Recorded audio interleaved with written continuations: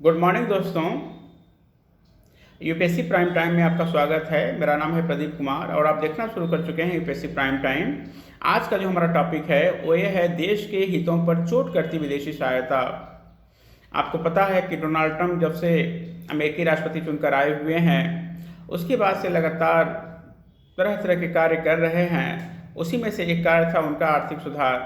आर्थिक सुधार का तात्पर्य यह है कि यूएस के द्वारा बहुत सारी अंतर्राष्ट्रीय संस्थाओं को मदद की जाती है। हालांकि यदि ये संस्थाएं किसी देश में जाकर सकारात्मक कार्य करती हैं तब तो अच्छी बात है, लेकिन हाल ही में पता चला है कि ये बहुत सारी संस्थाएं ऐसी हैं एनजीओ की तरह से जो अनेक देशों में जाकर सत्ता विरोधी कार्य करती हैं। जैसे बांग्लादेश में शेख हसीना सरकार के मामले में आपने देखा है, और यही काम इन्होंने 2019 में 2024 में मोदी सरकार के खिलाफ भी किया था। तो आज का जो हमारा टॉपिक है कि जो अमेरिका के द्वारा यूएस एड पर जो रोक लगा दी गई है यह उसी से संबंधित है कि जो पैसा एनजीओ को मिलता है उनको क्या करना चाहिए था और वो क्या करते हैं। तो आइए आज का हम लोग यहाँ पर प्राइम टाइम शुरू करते हैं।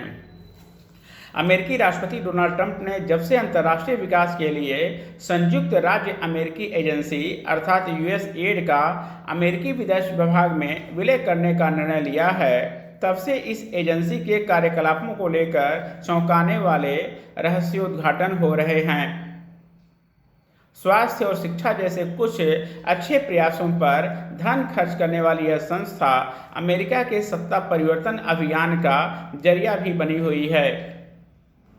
अमेरिकी विदेश विभाग के पूर्व अधिकारी माइक बेंज ने दावा किया कि यूएस एड ने विभिन्न माध्यमों से बांग्लादेश में तख्तापलट को प्रोत्साहित करने के बाद भारतीय विमर्श को भी प्रभावित करने का प्रयास किया है।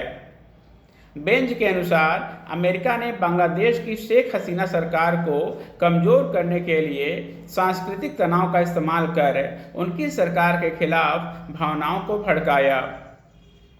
बेंज ने आरोप लगाया कि यूएस एड अन्य अमेरिकी सरकारी संस्थाओं के साथ मिलकर भारत में मोदी विरोधी राजनीतिक कथानक को तैयार करने के लिए लगातार प्रयास करती रही है।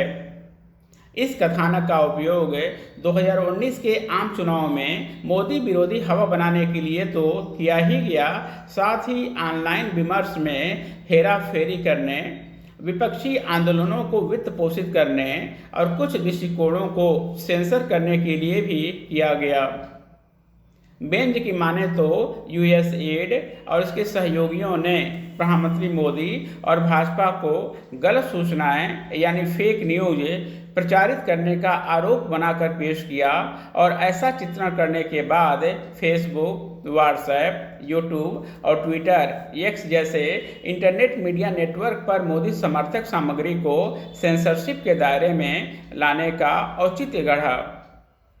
बेंज का दावा है कि यूएस एड से जुड़े संगठनों ने भारत में फेक न्यूज की फर्जी रिपोर्ट तैयार करने के लिए अंतर्राष्ट्रीय मीडिया और डिजिटल फॉरेंसिक समूहों के साथ सहयोग भी किया।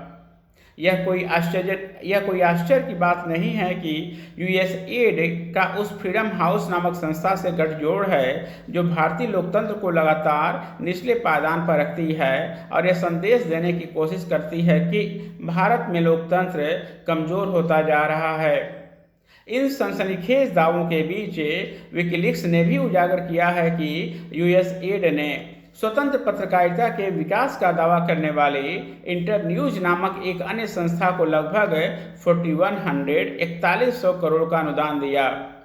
इस अनुदान का एक हिस्सा भारत भी आया, जिसमें बड़ी रकम सुप्रीम कोर्ट के एक वकील की ऐसी संस्था को मिली जिसके परामर्शदाता और उसके द्वारा संचालित कार्यशालाओं में मोदी विरोधी एक्टिविस्ट और पत्रकारों के नाम सामने आते हैं। ये सभी मोदी सरकार के धूल विरोधियों में गिने जाते हैं। इनमें से कई की गिनती वामपंथियों में भी होती है।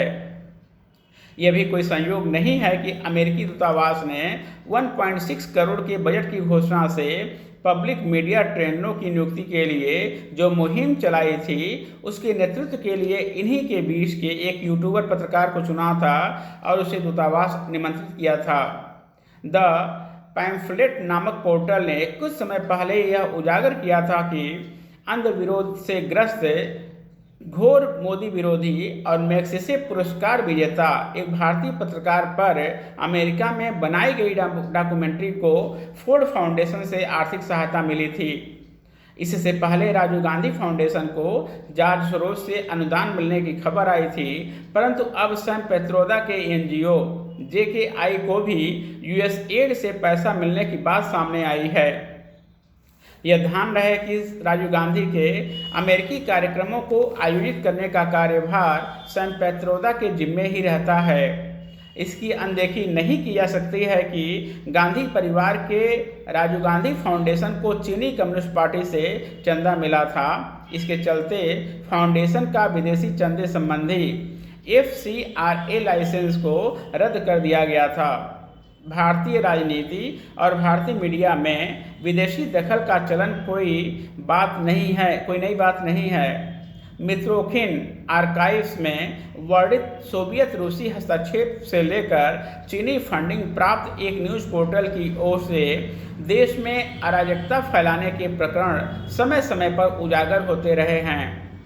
देश की राजनीति में विदेशी और खासकर अमेरिकी हस्तक्षेप और राजनीतिक एवं मीडिया कथानक को पैसे के दम पर तोड़ने मरोड़ने का प्रयास इस मायने से भिन्न है कि वह बेशर्मी से खुलेआम हो रहा है।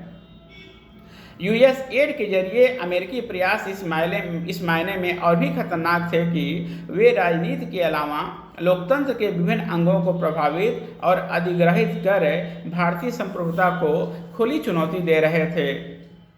इसके अलावा ऐसे प्रयास दूरगामी सामाजिक एवं सांस्कृतिक विप्लव की जमीन भी तैयार करते हैं। USAID के द्वारा मोटा चंदा प्राप्त वर्ल्ड विजन और परोक्ष रूप से सहायता प्राप्त जोशुआ प्रोजेक्ट इसका उदाहरण है।